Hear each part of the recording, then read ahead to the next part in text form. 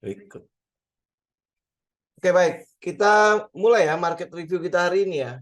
Teman-teman bisa lihat hari ini bagaimana market kita lumayan ya, dia akhirnya break nih.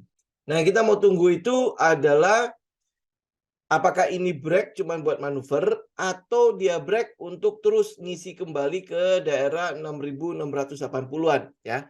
Tapi ini market ya, ini market. Jadi kita udah mulai bisa melihat bahwa trendnya kelihatannya akan mengarah buat ngisi ke bawah nih. Ya, ini market. Jadi kita nggak usah lawan. Yang teman-teman lakukan adalah kalau emiten-emiten yang kemarin teman-teman masuk dan udah kena stop loss, kita kelar di situ ya. Jadi kita udah tinggal enjoy aja. Kalau nanti marketnya mulai ini adalah cuman manuver doang, kemudian dia mulai balik dengan segera, ya ini berarti ya teman-teman berarti baru tinggal ikut di sana. Jadi maka dari itu hari ini saya cuma mau mention kembali buat teman-teman masalah tentang psikologi sama risk management. Ya, halte-haltenya atau daerah-daerah kita melihat untuk emiten-emiten yang kita pilih, teman-teman juga udah tahu ya, itu ada di video-video sebelumnya juga teman-teman juga bisa perhatikan ya. Nah, saya mungkin akan lebih masuk ke daerah sekitar risk sama psikologi trading ya, biar teman-teman bisa mulai seenggaknya pada saat market seperti ini, kita kalau cekokin beginian lebih masuk. Tapi kalau market lagi bagus-bagusnya, kalau kita bicara mengenai risk management, kita bicara mengenai psikologi market, itu pasti buyar lah. Teman-teman pasti nganggap itu cuma angin lalu doang ya. Oke? Nah, sebelumnya ini teman-teman juga bisa perhatikan kita ada kelas price action yang 2 hari, ini masih online ya, kelas price action yang 2 hari. Itu tanggal 15 sampai 14 sampai 15 Januari. Jadi itu 2 hari itu Zoom, jadi online ya. Jadi online itu untuk harga early bird-nya itu sampai tanggal 15 Desember. Jadi mungkin berapa hari lagi? 10 hari lagi ya. Jadi teman-teman yang berminat silakan teman-teman bisa hubungin admin ya untuk itu ya. Oke. Nah, apa yang kita mau lihat di sini? Masih ingat ya teori kita atau metodenya kita di dalam saham-saham yang memiliki peluang menjadi winning stock itu ada 7 karakternya kan, ada 7 karakter di situ. Nah, salah satu karakternya itu yang kita anggap adalah yang paling penting, yaitu si market direction. Market direction itu kalau dia sudah tidak mengizinkan, lu mau bilang itu fundamental bagus, lu mau bilang technical yang sudah siap sekalipun, itu tidak akan jalan. Betul ya? Kita lihat ya, technical dari sisi technical dulu ya. Banyak sekali saham-saham yang kita udah lihat itu udah tinggal siap doang. Betul ya? Ini tinggal siap doang. Nah, karena market direction-nya belum memberikan sinyal untuk pergerakannya, maka ya udah dia cuman akan ada di situ-situ saja. Nah, di sini berlaku quote-nya si Jesse Livermore bahwa apa yang dilakukan di dalam trading itu adalah kita menunggu, kita sitting, ya sitting.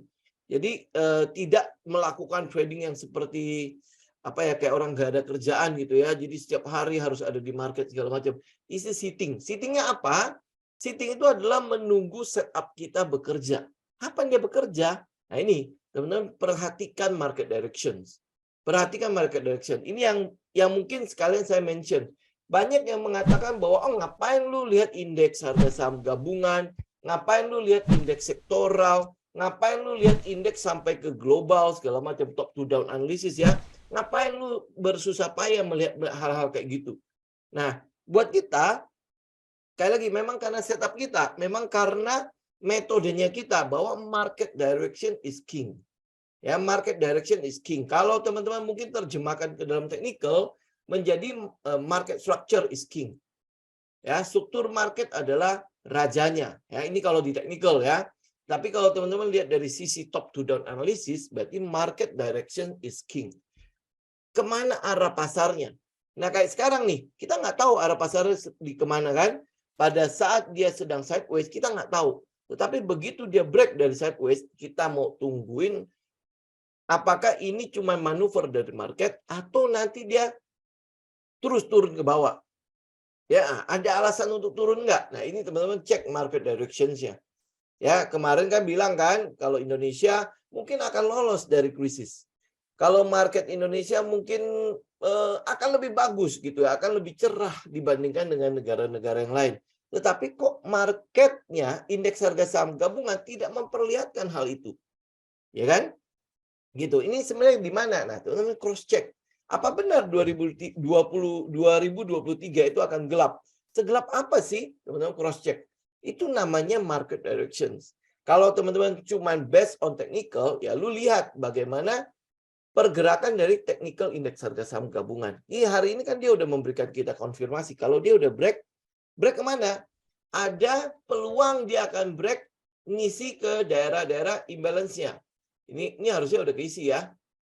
Ini kan daerah yang kebuka tadinya. Ini daerah sini nih. Daerah antara 6.950 sampai ini daerah berapa?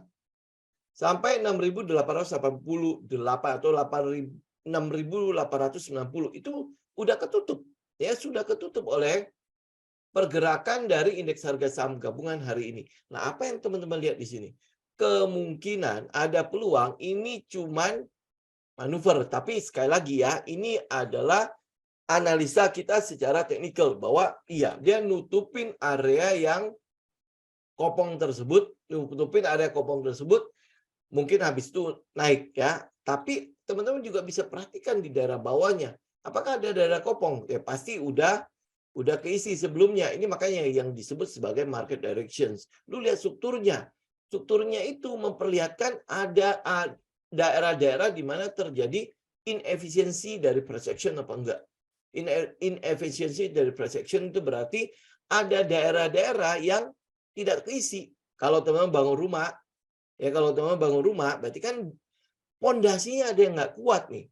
Jadi bisa jadi dia nggak akan bisa naik sampai tinggi sekali. Maka dari itu ada namanya audit berkala kan. Ini pondasi gimana? Oh, pada saat kita mau cor pondasi, itu kan biasanya langsung ditungguin tuh. Kenapa? Karena pondasi itu penting. Nah, kalau ada yang kopong, nah mereka akan ngisi. Ya. Nah, ini juga sama inefisiensi dalam price action.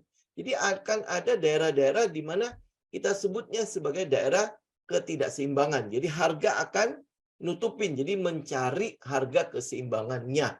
Jadi dia akan menyeimbangkan kembali daerah tersebut. Oke, ini refresh doang ya. Jadi kalau teman-teman lihat dari pergerakan harga hari ini, dia udah nutupin. Ya, dia udah nutupin. Ini apakah ini manuver atau dia akan terus turun? Ini yang mau kita tunggu ya. Oke. Ini yang kemarin kita udah bilang juga kan. Kita cuma mau lihat aja ada skenario dia manuver enggak. Kemudian dia naik, tes langsung naik kembali. Jadi ada santarerinya ya. Oke, ini udah ya, skenario ini sudah terjadi. Tinggal kita konfirmasi. Benar nggak manuver doang, terus habis itu naik kembali. Ini indeks harga saham gabungan ya. Makanya balik lagi ke slide ini bahwa market direction is king ya. Kalau teman-teman balik ke technical, market structure is king. Tahu market structure berarti tahu di mana arah dari si pasar itu. Arahnya di mana? Yang sering kita pakai adalah chart weekly ya, chart weekly chart kan kita untuk mendeteksi kan ada terjadi change of character enggak, ada terjadi change of trend apa enggak. Tapi kalau enggak ada, ya wis berarti market aman-aman saja. Daily-nya mungkin akan ada manuvernya. Ya, semakin rendah time frame-nya, semakin liar kan. Semakin volatility-nya semakin liar, semakin besar, ya, semakin kencang ya. Oke, itu udah clear ya. Jadi pertama teman-teman lihat market direction-nya. Ya, market direction. Nah, habis itu halte-haltenya, kita kan udah bahas kemarin-kemarin, haltenya di mana saja. Kayak contoh misalnya BDMN 2.800 kemungkinan bisa sampai ke 2.600. Itu haltenya kan. Kita udah sempat bahas. Jadi teman-teman bisa tunggu ini ada di mana-mana saja. Kayak misalnya kayak Mayora atau saham-saham lain lah yang teman-teman incar. Teman-teman udah bisa perhatikan. Dia akan mengisi daerah tidak seimbangnya di mana. Ya, habis itu, mungkin habis itu naik atau enggak, ya kita lihat nanti bagaimana marketnya. Ya, bagaimana market memberikan kepada kita sinyal. Jadi, teman-teman, kalau ngelihat market seperti ini, apa yang lo harus lakukan? Lo kendalikan apa yang lo bisa kendalikan. Lu kontrol apa yang lu bisa kontrol, ya. Jadi yang kita lakukan di dalam trading adalah bagiannya kita. Kalau urusan market, lu udah nggak bisa ganggu gugat. Ya, kalau market mau bagaimanapun, lu tinggal cuma bisa ikut. Ya, ini yang sering kita bilang, kita ikut gajah. Ya, bukan gajah ikut kita. Kita ikut gajah. Nah, oleh sebab itu, bagiannya kita adalah kita kendalikan. Lu bagian lu apa? Bagian lu adalah lu masuk dengan trading plan apa tidak. Lu kendalikan itu. Kalau dia kena stop loss, lu keluar apa enggak. Itu bagian yang bisa lu kendalikan. Ya, sedangkan market, lu mau dia uptrend, nggak bisa kecuali lu punya uang yang luar biasa. Ya, sama seperti gajah. Mungkin lu adalah bagian dari BlackRock, Vanguard, ya, atau SoftBank. Itu mungkin beda ya. Lu bisa menggerakkan harga. Ya, berarti lu kendalikan itu. Tetapi kalau lu tidak punya uang sebanyak itu, maka yang lu lakukan adalah lu kendalikan bagiannya lu. Bagiannya lu apa? Modal lu. Modal lu berapa? Ya udah segitu. Itu lu kendalikan. Apa yang lu kendalikan? Lu bikin trading plan dong. Sebelum lu melakukan eksekusi, yang lu lakukan adalah lu bikin trading plan. Jadi jangan sampai lu berharap di situ. Jadi kayak apa ya, ini yang Jesse Livermore bilang lagi ya. Saya pakai quote-nya si Jesse aja ya. Paling menurut saya itu cukup ini ya, cukup klop lah sama kita ya, sama trader. Apa yang sebenarnya yang terjadi di saat kita melakukan kegiatan trading itu yang kelihatan sekali gitu. Secara psikologi trading itu yang the best gitu. Teman-teman bisa baca bukunya mengenai Renaissance ada satu bukunya. Nanti saya itu ya, kalau di IG saya nanti posting di IG ya. Teman bisa lihat bukunya. Itu buku mengenai psikologi market, psikologi trading yang menurut saya sampai hari ini itu yang the best. Ya, teman-teman tahu lah ya bagaimana riwayat Jesse Livermore ya. Dia dari seorang yang tidak tahu apa-apa, belajar dengan otodidak, kemudian menjadi seorang trader yang fenomenal. Dia bisa menghasilkan sesuatu pada saat orang-orang sedang jatuh bergelimpangan gitu ya. Tetapi dia juga menjadi seorang contoh nyata buat kita bahwa kalau lu tidak mengendalikan apa yang lu kendalikan, emosi, fear, greedy, sama lu punya setup ya, konsistensi, disiplin, ya lo bisa jatuh. Dan itu kelihatan banget dari seorang Jesse. Bagaimana dia naik, ya kemudian jatuh kembali. Jatuhnya itu bukan nol loh ya, tetapi minus. Minus, mungkin karena reputasinya dia diajak kembali, dimodalin kembali, kemudian dia bisa naik ya, dia bisa balik lagi nah keadaan semula. Itu dia jatuh bukan sekali doang loh, jatuh sampai 2 kali dan 3 kali. 3 kali, kebayang ya, jatuhnya dengan sesuatu yang sama, yaitu apa? Dia keluar dari pakemnya.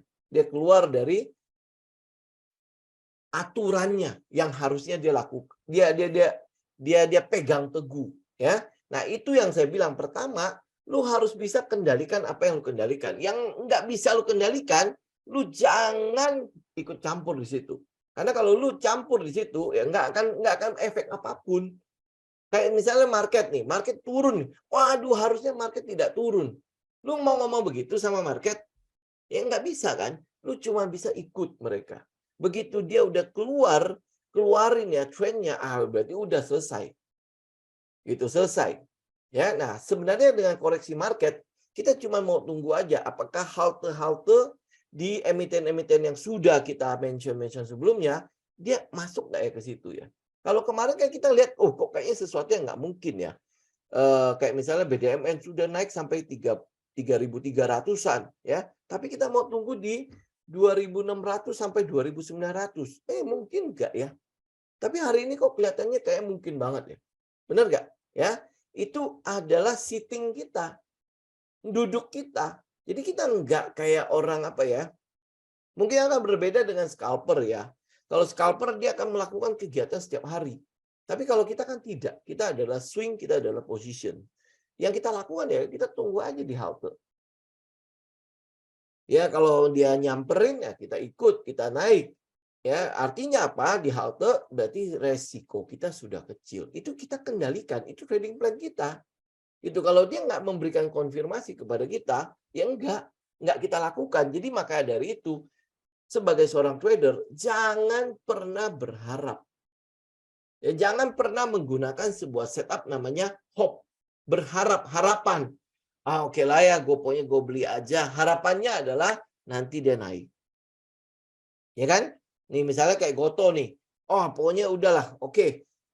Gue udah jelas ya dia kena dia kena stop loss. Kemudian lu masih hold aja dengan harapan dia nanti akan jadi bagus nanti ke depannya. Kenapa? Kalau ini Tokopedia lo, ini Gojek lo. Ya kan? Nah, jadi udah lu terus berharap. Nah, tapi dia ARB terus. Gimana nih harapan lu? Ya, jadi akhirnya apa? Keluar tuh teori fear, greedy, segala macam kan. Untuk apa? Untuk membenarkan pandangan kita. Padahal market tidak begitu loh. Lu bisa lihat order book hari ini lah ya. Jangan berharap di situ. Ini order book hari ini aja yang saya cek terakhir itu di posisi ARB itu 170 juta. Memang iya dia udah berkurang jauh, dia berkurang hampir 100 juta dibandingkan dengan ARB yang awal bulan ya. Memang iya dia berkurang terus. Tetapi itu masih menunjukkan animo yang cukup besar untuk apa? Untuk sell. Untuk sell. Apalagi kemarin ada yang sampai nego di Rp2. Ya, Rp2 dan dapat loh. Wah, itu sih luar biasa gitu ya. Sampai ada yang kepikiran untuk nego si Goto itu di Rp2. Dan itu cukup beruntung lah dia. Cukup beruntung karena apa ya? Kita tahu Goto itu tidak mungkin kita tidak mungkin anjlok sampai ke gocap. Nah, dengan kata lain, ya kalaupun dia dapat nih Rp2 nih, terus dia antri keluar, itu udah cuan berapa? Benar nggak? Ya. Nah, itu kalau mungkin karena setupnya dia, oke. Nah, tetapi kalau teman-teman lihat market seperti itu, ya jangan berharap dong. Lu harus bereaksi sesuai dengan apa yang lu bisa kendalikan. Trading plan lu gimana? Oh, berarti udah nggak bisa. Udah, gua harus keluar. Hari ini saja, saya lihat loh, tiap hari itu di ARB itu tetap akan ada yang beli. Berarti sebenarnya teman-teman bisa keluar. Bisa keluar, cuman memang antrinya memang panjang. Jadi lu butuh effort lah ya buat ngantri agar lu bisa keluar dari situ. Jadi nggak bisa bilang gua nggak bisa keluar dari sana. Ya, tetapi mungkin pergerakan sebelum-sebelumnya lu juga udah bisa lihat lah bahwa dia sedang turun. Ini market sudah memberikan kepada lu sinyal. Dia turun terus, lu nangkap terus. Ya kan, dengan harapan nanti dia ini Goto lu, ini Gojek dan Tokopedia lo, di mana di dalam situ ada Telkom, ada apa inanya si Singapura, SWF-nya Singapura, ada Astra segala macam. Oh, gede-gede ya. Gitu kan? Ya, jadi ini makanya instead of hoping he must fear, instead of fearing he must hope ya. Jadi lu lebih baik lu kendalikan aja. Apa yang lu bisa kendalikan? Ya lu loss lu gimana? Resiko lu di mana? Itu aja. Gitu. Ya, jadi kendalikan apa yang lu bisa kendalikan. Yang nggak bisa lu kendalikan, jangan lu kendalikan. Sama lah dengan kehidupan ya. Teman-teman mungkin banyak lah dengar-dengar mengenai motivasi segala macam ya. Pada saat lu sedih, apa yang lu lakukan? Sering kan motivator bilang apa? Lu write down atau lu tulis semua hal yang mengenai permasalahan lu. Yang mana yang lu bisa kendalikan? Nah, itu yang lu selesaikan dari pertama kali. Yang lu nggak bisa kendalikan, ya sudah jangan dipikirin terlalu banyak. Lu udah jelas itu di luar kendali lu. Ya, nah lu pikirin dia percuma kan? Lu mendingan lu pikirin di bagian di mana lu bisa selesaikan. Habis itu yang namanya kekhawatiran itu akan jauh lebih berkurang kan? Kalau lu kurang kekhawatiran lu, otak lu logis lu lebih jalan. Ya, itu hal yang sama lu lakukan di trading. Karena trading is about logic lu, logika lu, sama emosi lu itu harus jalan. Ya, emosi di sini bukan emosi yang pokoknya kalau harganya jalan gue langsung kejar ya. Enggak ya. Ya. Emosi lu maksudnya ya lu stabilkan emosi lu, sesuaikan semua dengan trading plan. Ya, saya sering bilang trading itu kayak robot gitu loh. Kalau misalnya setup lu nggak mengatakan bahwa kita harus masuk, lu jangan masuk.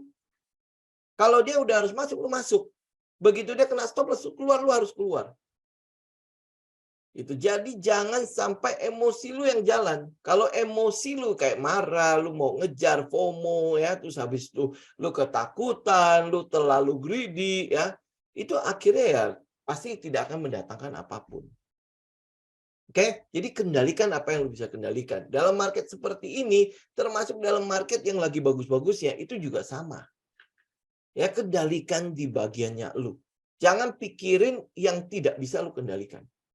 Oke, yang kedua adalah lu menunggu setup lu bekerja dan konfirmasinya sudah terjadi. Orang bilang ini adalah bagian konservatif, tapi sebenarnya enggak. Enggak. Jadi kalau misalnya contoh lah, lu bilang lu adalah orang yang agresif. Agresif berarti lu sesuaikan setup lu. Biarkan setup lu itu memberikan lu sinyal bahwa oh ini gua harus masuk. Nah, ini lu masuk di situ. Di luar itu lu nggak masuk. Dia benar-benar kayak robot. Jadi money is made by sitting not trading. Itu yang dibilang oleh Jesse Livermore. Kenapa dia bilang begitu? Nggak mungkin dong ya. Kalau misalnya seorang Jesse Livermore ngomong begitu karena setupnya tidak bekerja. Enggak kan? Gitu ya. Dia mengatakan seperti itu. Ini dulu juga saya nggak ngerti. Apa sih yang maksudnya kita nunggu apa? Gitu. Nah hari ini teman-teman bisa membayangkan teman-teman menunggu bus Transjakarta itu di haltenya. Di haltenya, apa yang lu lakukan? Kalau busnya belum sampai, lu ngapain? Lu duduk.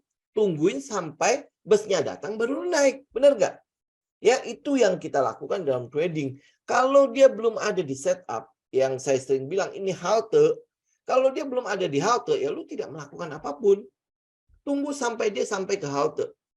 Ada kalanya, kok kayaknya secara logika kita ya, masa sih harga udah setinggi gini dia bisa turun sampai ke halte? Ya, ini secara logika tuh nggak percaya. Kenapa? Karena kita trading di daily. Kalau lu trading di market sebelah ya, market sebelah kayak forex, crypto ya, di mana kita bisa pakai time frame yang 1 menitan, maka lu akan lihat, oh iya ya, dia nyamperin lu. Cuman kalau di daily nyamperinnya ya pasti lama. Kayak kita ambillah misalnya hari ini nih. Ya hari ini saja nih. Misalnya contoh kayak emas. Teman-teman kalau lihat emas ya. Haltenya kan banyak banget tuh. Jadi samperin nggak? Lu bisa, itu mungkin di luar nalar banyak orang ya. Tapi itu terjadi. Gitu. Nah, proses untuk mempercayai sebuah setup itu nggak bisa teman-teman hanya by teori. Ya, hanya by teori. Hanya by kelas. Lu harus praktek juga agar lu lihat sendiri bagaimana setup itu bekerja. Dengan lu praktek, lu semakin mengulangi hal itu dan memberikan konfirmasi ke lu dan memberikan kepada lu apa ya kayak sebuah penyegaran ya bahwa oh kalau gitu ini loh harusnya begini. Oh ini loh kalau dia bekerja kayak gini. Ya, oh dia kalau dia pullback, oh pullbacknya begini loh. Oh cara dia pullback begini. Jadi kalau lu dengan latihan dan praktek ingat loh ya, jangan pakai akun demo terus. Jangan pakai akun demo atau paper trading terus, karena itu nggak ada psikologinya. Ya langsung dengan uang asli. Tetapi ya teman-teman kalau misalnya masih baru, ya kita pakai uang yang kecil. Uang kecil dulu. Uang kecil ini ukurannya apa? Uang kecil ini ukurannya adalah uang yang kalau seandainya ini hilang, ingat loh ya, setiap sen berharga. Ya. Tetapi kalau seandainya ini oke, gue pakai ini buat latihan dan tiba-tiba habis semua, itu tidak sampai merusak apapun di dalam kehidupan keuangan kita. Ngerti ya? Ada orang yang mungkin dengan 100.000. Ya ini adalah uang kecil porsinya dia. Ya kalau ada orang yang uang 1 juta, nah itu porsinya dia adalah 1 juta. Gitu ya. Jadi sesuaikan. Oke. Nah, kalau teman-teman udah lihat itu, makanya kan saya bilang kan, saya posting hari ini di story ya, di story. Apa yang teman-teman lihat di situ? Teori itu betul memberikan kepada kita semacam ilham ya.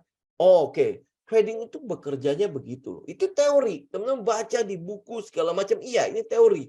Teman-teman dapat gitu ya. Oh, nanti setupnya harus begini. Oh, nanti kalau dia break atau golden cross EMA ya, atau mungkin golden cross MACD ya, itu adalah saat gue masuk. Ya, nih, ya, nanti keluar adalah pas saat dia dead cross. Nah, ini kan teori kan. Teori. Nah, teori ini lu bawa ke dalam praktek. Benar nggak teori itu bekerja? Kok pada saat gue tes, ya, go for testing namanya itu, ya gue tes nggak begitu ya bekerjanya. Tidak seindah teorinya. Tidak seindah teorinya. Betul ya? Kalau teman-teman baca buku yang kurang lebih begitu.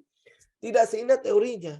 Nah, dalam teman-teman praktek, teman-teman akan mulai lihat, jangan-jangan ya, gue harus bisa kombinasikan. Karena kalau gue masuk dengan dia golden cross saja, gue mungkin bisa masuk terlalu cepat.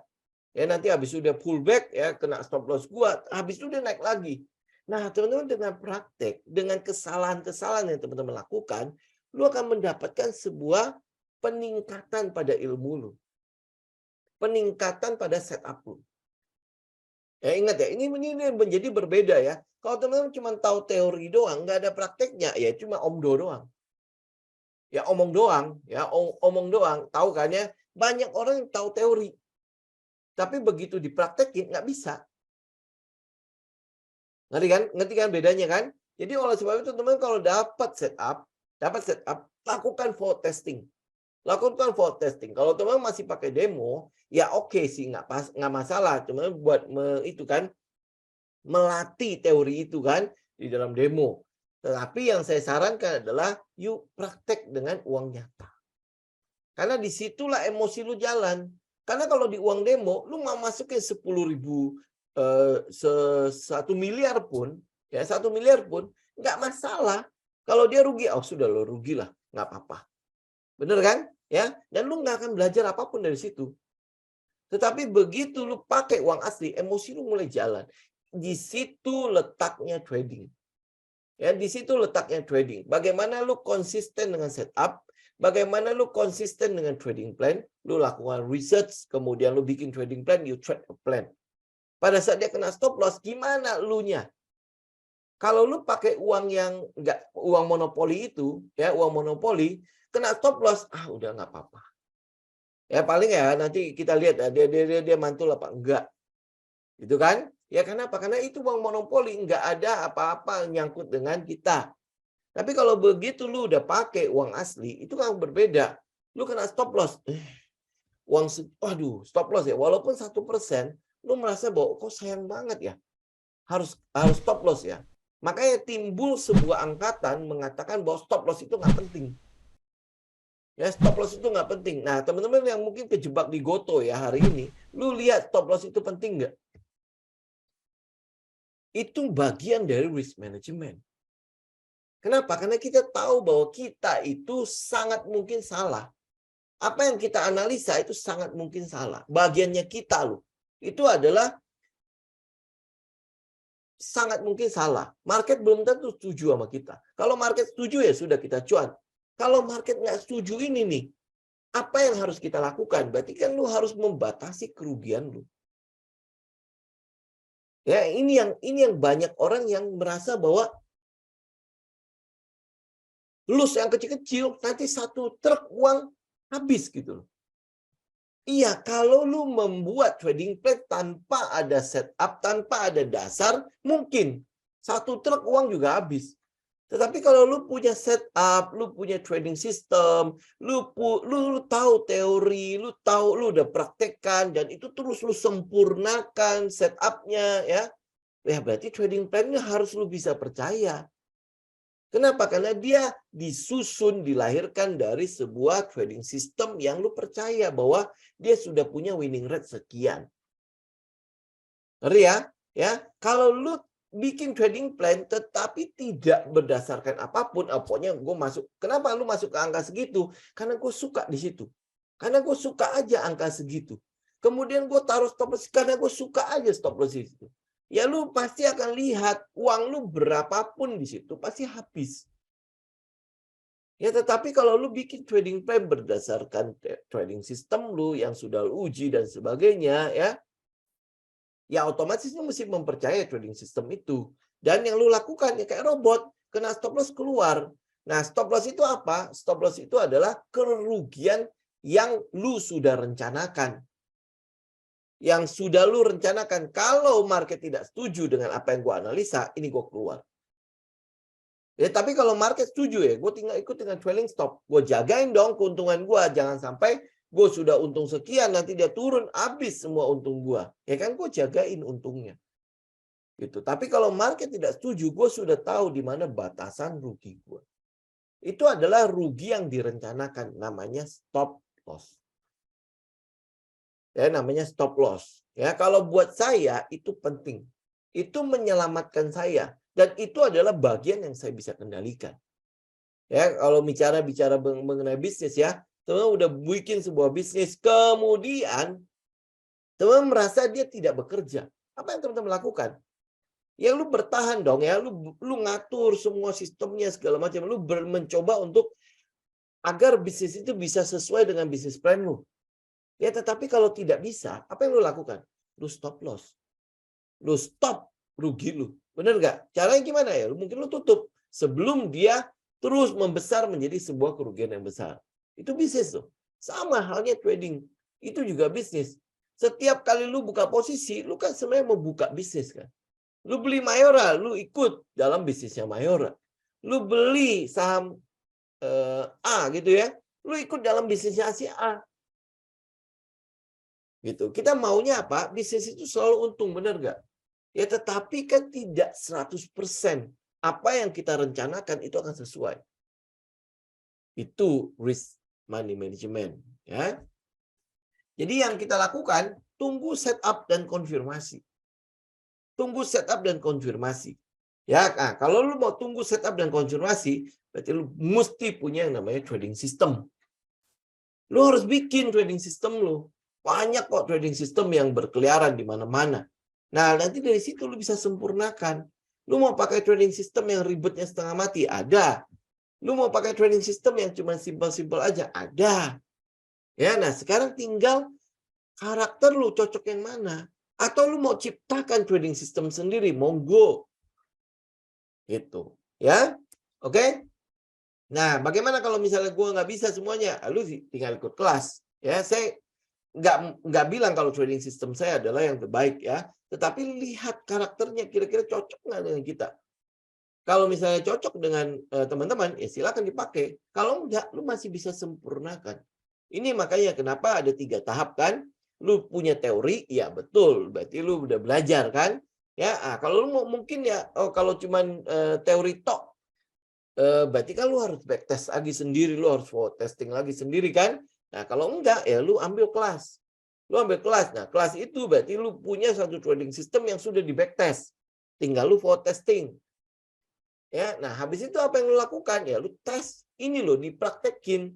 Kesalahan-kesalahan yang lu buat itu akhirnya harusnya membuat lu semakin berkembang. Bagaimana cara lu bisa berkembang di situ? Lu catat. Lu catat, akhirnya lu bisa melihat apa yang lu lakukan kemarin. Ya kalau lu nggak catat, lu nggak tahu jejak-jejak apa yang lu sudah perbuat. Perbuatan-perbuatan apa? Apakah dia adalah perbuatan yang baik secara aturan atau gue udah melanggar aturan. Nah, kalau gue melanggar aturan, apa yang terjadi? Gitu. Kalau misalnya gue sesuai dengan aturan, apa yang terjadi? Nah, dari catatan itu lu bisa mengevaluasi itu semua. Ya. Ribet kan? Ya, tapi itu adalah trading. Lu perlakukan dia seperti bisnis. Sama kayak bisnis kan. Lu kalau nggak catat, apakah lu bisa menilai bisnis lu berkembang apa enggak? Lu tahu bisnis itu berkembang atau tidak, lu dari mana? Dari catatan kan? Kalau analisa fundamental berarti dari laporan keuangannya. Ya kita lihat dong ya bagaimana mungkin teman-teman pakai PER, PBV, EPS ya. Jadi akhirnya teman-teman bisa lihat lagi yang terakhir. Apa yang saya bilang tadi? Risk dan money management. Ya, risk dan money management. Ini jangan sampai dilupakan ya. Teman-teman mungkin banyak sekali yang fokus pada setup. Ya semua teman-teman pasti akan nongol di situ. Setup, pokoknya gue harus gue dapat setup nih. Gue dapat setup, kemudian teman-teman mungkin akan berpikir bahwa oh nanti dia akan berlaku seperti itu.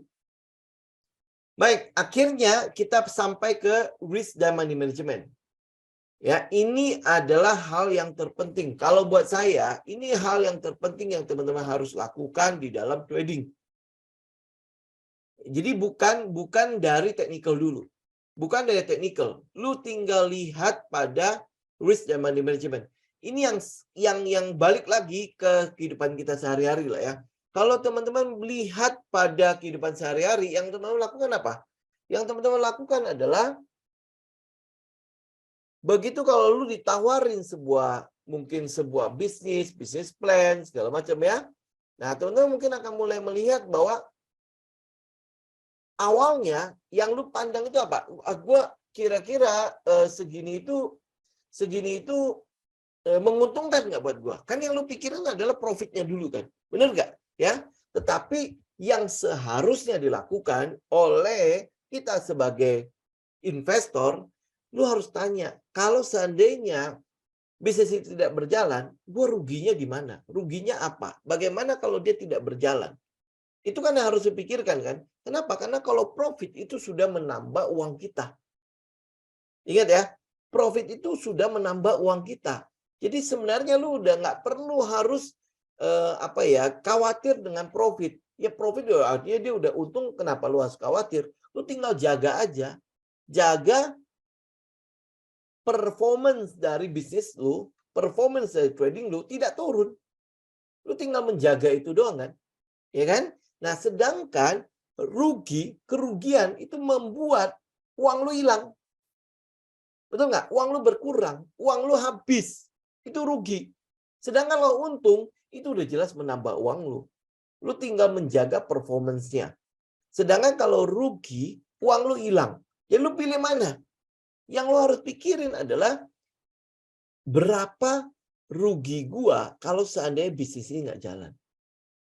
Ya, benar ya? Nah, di dalam trading begitu juga.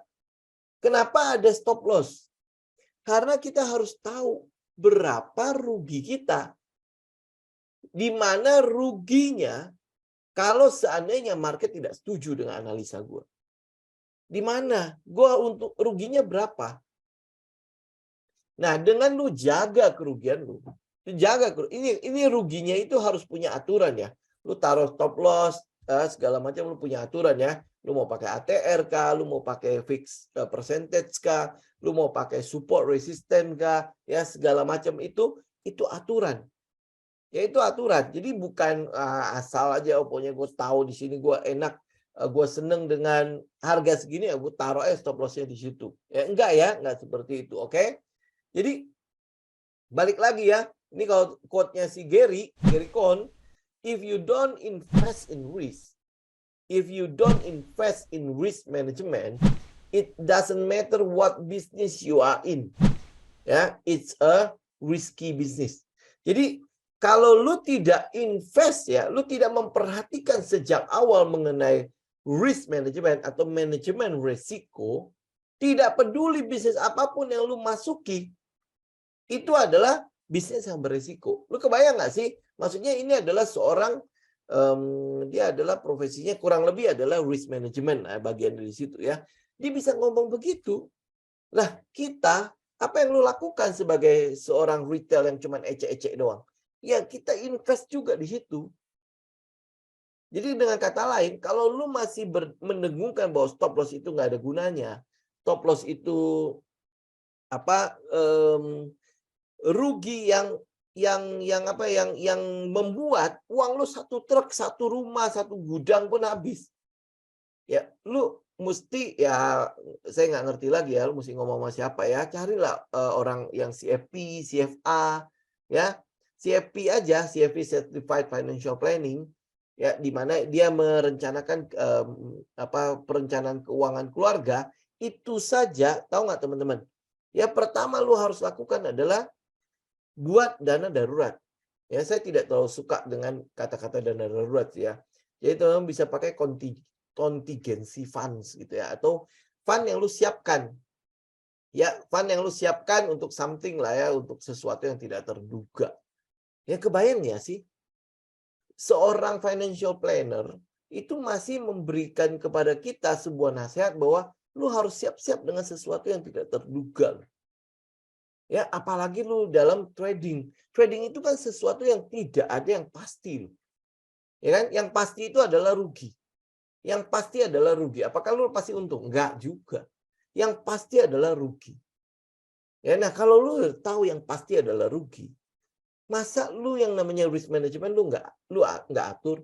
Apalagi orang ya, banyak yang konsultasi sama saya, itu dia udah ngehold ruginya sampai udah membesar, udah sampai nggak tahu kemana ya. Nah orang yang sama balik lagi. Maksudnya kemarin kita udah settlein, ya ini yang rugi-ruginya lu udah kelarin ya. Dia balik lagi, gue udah rugi lagi, gue nyangkut lagi. Kebayang nggak teman-teman? Dia udah ngerasakan rugi segitu gedenya.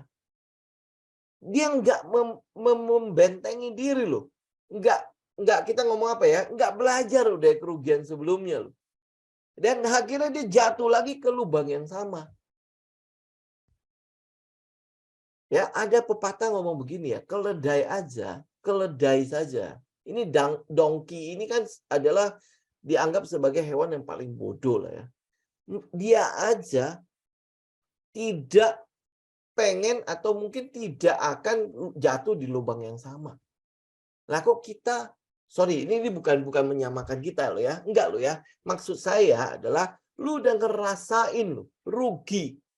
Lu udah ngerasain bahwa kerugian itu benar-benar membuat lu trauma, menderita segala macam ya. Membuat lu uang lu hilang segala macam ya. Tapi lu enggak mengambil langkah atau mengambil sikap untuk membentengi kita dari hal kayak gitu. Malah semakin menjadi gitu. Semakin menjadi. Ada yang sampai itu ya. Kan rugi udah banyak banget kan. Begitu kita suruh cut loss, nggak mau. Nggak mau cut loss, caranya bagaimana untuk bisa mengembalikan uangnya? Simple banget ya. Simple banget. Ada seorang teman saya yang ngajarin saya cara menjawab yang beginian ya. Caranya adalah lu jual rumah atau lu pinjemlah satu uang yang besar banget, gede banget. Nanti lu cari setup di saham yang sama. Ya, lu masuk uang yang jauh lebih besar daripada lu masuk sebelumnya. Otomatis kan lu dapat harga average kan. Ya, harga average. Begitu dia BEP, naik cuma sedikit aja BEP, lu keluar semua, lu nggak akan rugi. Tapi siapa yang berani melakukannya? Benar nggak? Ya, siapa yang bisa menjamin kalau itu tindakan akan berhasil? Tidak ada yang bisa menjamin. Oke? Ya, tetapi kalau misalnya teman-teman ngotot, ya cara itu teman-teman bisa pakai. Oke, tetapi ingat tuh ya, disclaimer on ya, saya tidak menyarankan. Yang saya lakukan, yang saya minta teman-teman lakukan adalah risk dan money management teman-teman kedepankan. Ya, jadi kalau teman-teman sekali lagi, kalau mau melakukan trading, yang lu lakukan adalah satu, lu lakukan analisa. Ini yang lu bisa kendalikan. Berarti lu bedah sahamnya, apa sih yang sedang dilihat oleh market, apa sih yang sedang dilihat oleh gajah, pasti ada sebabnya kenapa dia melakukan akumulasi. Lu bedah sahamnya. Ya, lu bedah. Setelah lu bedah, lu lihat dong laporan keuangannya kan, ada fundamentalnya sedikit lah. Kemudian lu masuk ke dalam analisa teknikalnya. Kan lu mau tahu dong mana harga paling optimal untuk gua masuk. Ya, lu ngecek ada setup lu nggak di situ. Nah, lu bikin trading plan. Nah, di dalam trading plan sudah lu tetapkan di mana rugi yang lu rencanakan. Kalau market tidak setuju dengan analisa gua, ini lo rugi gua. Ya, gua akan cut di situ. Ya, begitu lu cut di situ ya udah, itu rugi yang lu rencanakan. Tapi kalau market setuju, bagaimana cara gua membentengi atau men-trailing stopkan keuntungan gua. Jadi jangan sampai untung gua tiba-tiba habis gitu, jadi nol lagi. Ya. Jadi itu yang teman-teman lakukan. Setelah teman-teman udah menganalisa, udah bikin trading plan, next-nya adalah lu tunggu setup lu bekerja. Sitting, ya, money made by sitting, not trading. Jadi lu duduk di situ, lu tungguin. Kalau dia udah mulai masuk ke area yang kita beli, nah di situ lu lakukan action. Itu, ya, itu yang kita lakukan, teman-teman. Jadi bagaimana dengan keadaan hari ini? Ya sama. Balik lagi. Ini makanya kenapa kalau market lagi jelek begini, kalau gue nasihatin begini, itu seringkali diterima. Nanti kalau udah market lagi bagus, ya udah greedy lagi ya, udah FOMO-FOMOan lagi, nah ini udah dilupain. Ya, tapi saya berharap loh, saya ngomong begini, minimal refresh kembali lah teman-teman ya. Bagaimana seharusnya kita melakukan trading. Oke, ya. Oke, sampai sini teman-teman ada pertanyaan nggak? Sebenarnya memang nggak asik banget sih berbicara di market-market yang seperti ini ya. Tetapi untuk menyampaikan psikologi sama untuk menyampaikan risk dan money management itu lebih masuk dibandingkan pada saat market lagi bagus-bagusnya. Market lagi bagus-bagusnya saya ngomong begini, nggak ada yang mau terima. Allah, itu tutup mata saja gue bisa untung kok. Ya ngapain lu pusing-pusing mikirin-mikirin begitu, benar kan? Ya, benar kan? Ya, jadi makanya saya keluarkan yang kata-kata ini, topik-topik ini di market lagi jelek. Ya, oke. Ada pertanyaan nggak teman-teman?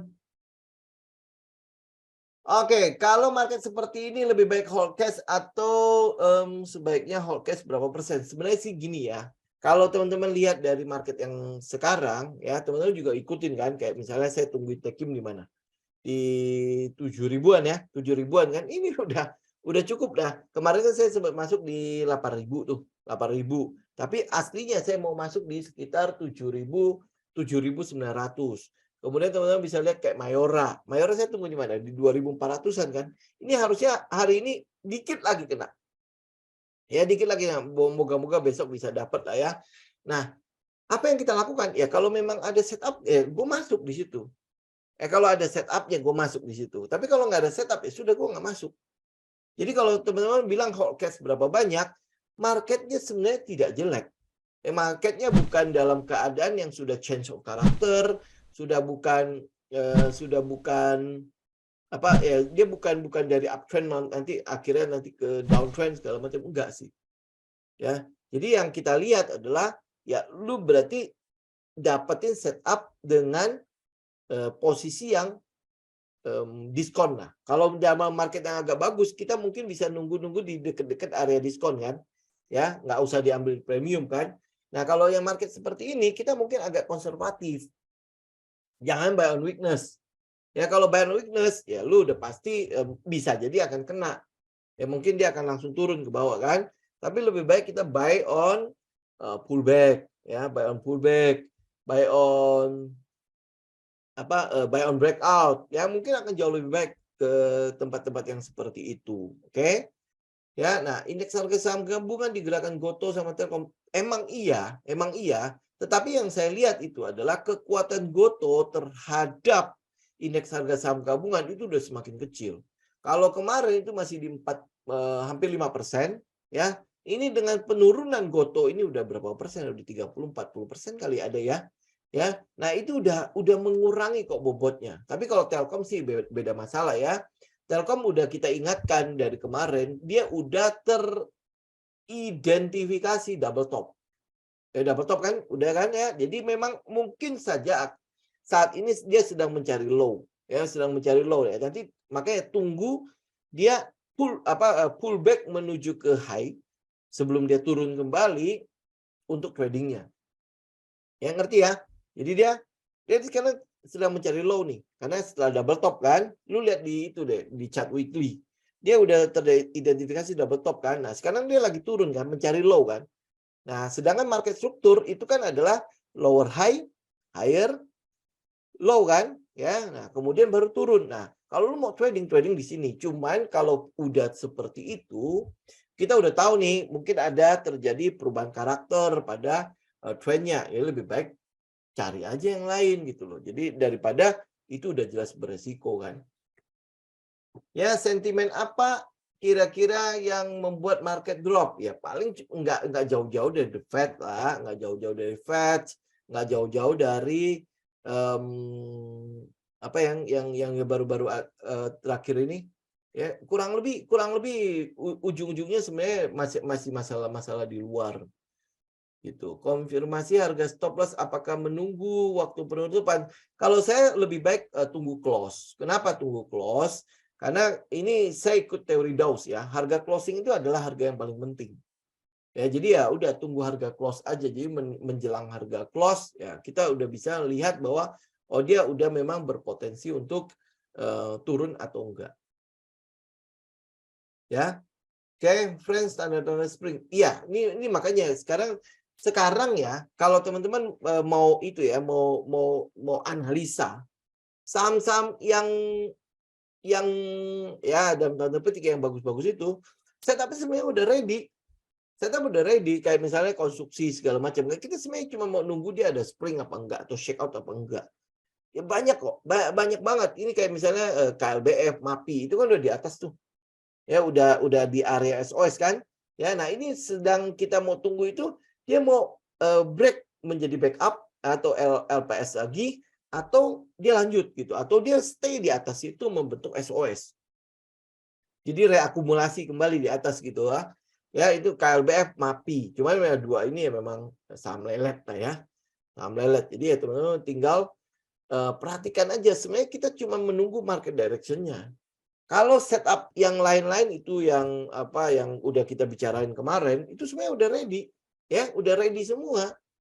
Cuma market direction-nya yang sedang kita tunggu. Apakah market direction-nya akan mendukung kita untuk Santa Rally ya, untuk window dressing, untuk January FX? Ya kita tinggal nunggu aja itu. Setup ada, kalau dia manuver ya kemarin udah kita kasih tahu kan. Kalau dia manuver, kalau dia check out, berarti lu tunggu dia tes. Dia segera balik lagi kembali ke base, kemudian dia tes. Itu kan sinyal kita kan, itu LPS kan. Gitu. Ya. Astra International juga udah kita bahas kemarin, Pak. Ya, udah bisa lihat kembali ke video sebelumnya lah. Ini Astra. Ini kalau lu lihat sekarang itu harga buy on weakness kan? Ya kan? Di berapa nih? 5825. Tapi kalau lihat market direction sekarang kan kita nggak mungkin buy on weakness. Ya ini cuma buat nutupin doang. Kemudian apakah dia akan langsung naik lagi ya kita nggak tahu. Ini Astra International. Ya, oke. Ada lagi teman-teman pertanyaan? Oh iya, Dow Jones juga udah kena plafon kan? Arko udah mantul ya? Nanti kita cek lah ya. Tapi yang pasti adalah cuma market direction-nya aja. Ini kayak ini ya Dow Jones ya. Dow Jones juga udah plafon nih. Jadi kalau dia udah plafon, tapi dia sebenarnya udah breakout. Ya, dia udah breakout di situ. Ya, tinggal dia ini cari low-nya nih. Cari low, habis itu naik kembali apa enggak. Ya, ini Dow Jones. Ini yang kita lihat. Oke. View untuk market sampai akhir tahun bagaimana? Nanti gini, untuk view market ya, sampai akhir tahun untuk komposit ya, kita cuma mau nunggu doang dalam minggu ini apakah indeks harga saham gabungan ini melakukan manuver apa enggak. Ini artinya false breakdown dari sideways-nya, kemudian dia mantul kembali. Nah, itu kita mau tunggu itu.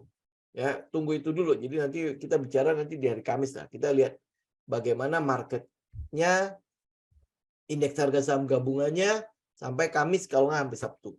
Ya kalau teman-teman, Kamis saya kebetulan lagi ada acara. Kalau enggak, teman-teman bisa tungguin nanti. Saya belum tahu ya, jadi apa enggak. Nanti tanggal 17 ya 17 Desember itu nanti ada ini ya. Tapi saya belum tahu ya, jadi apa enggak. Nanti tinggal teman-teman itu ya tungguin aja. Bareng sama Cirita, bareng sama Pak Hendro, sama Andre ya. Itu kita tunggu dulu ya. Tunggu konfirmasi dari Civivi. Civivi ikut nggak ya di IG ya? Kayaknya nggak ada ya. Ya nanti tunggu aja di toko sebelah. Oke? Ya moga-moga false down sih emang. WSBP bisa delisting nggak ya? Oh, nggak tahu. Bu. Ini sampai sekarang kan dia masih belum di open kan? Ya, tapi kalau lihat dari perusahaannya kemungkinan sih tidak ya, karena kan itu masih anak perusahaannya WSKT ya. Kelihatannya tidak. Itu kan seharusnya sih cukup baik-baik aja, cuman masalah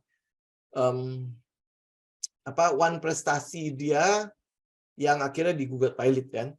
Ya itu harusnya ya mungkin udah harusnya udah kelar juga kan, udah selesai juga, udah mulai beroperasi juga. Yang saya tahu itu laporan keuangan WSBP terakhir itu sudah mulai untung kan.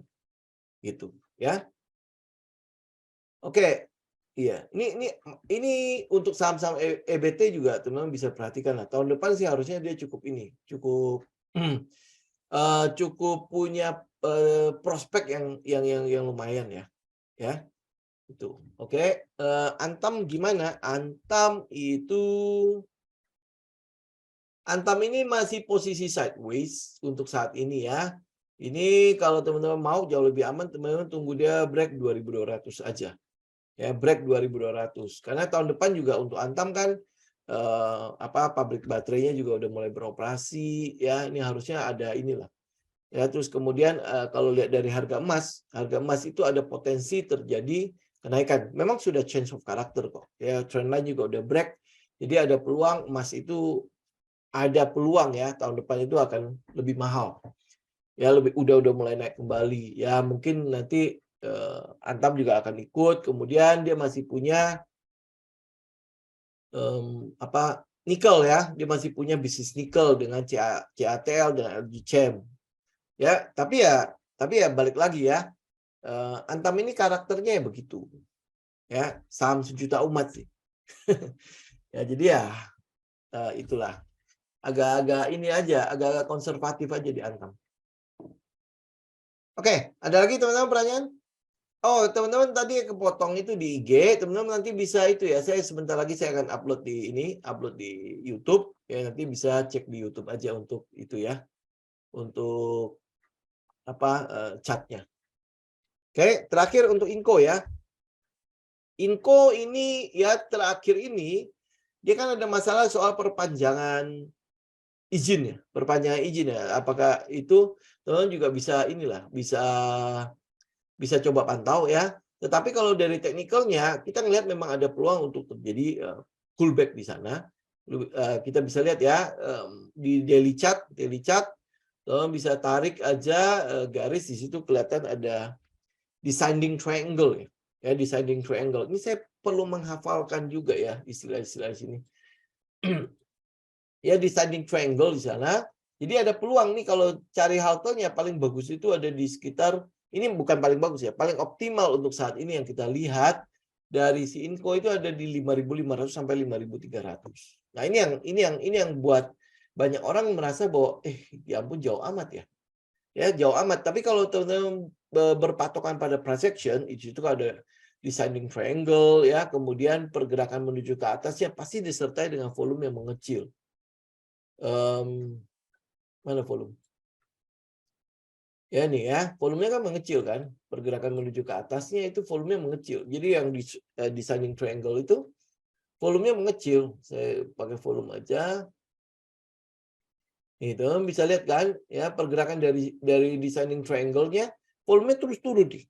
Ya, ke atas volumenya terus turun, kemudian candle-nya juga cenderung kecil-kecil. Jadi ya kalau lihat dari prediction memang ada peluang terjadi koreksi di situ. Terjadi koreksinya kalau teman-teman ukur juga gimana ini?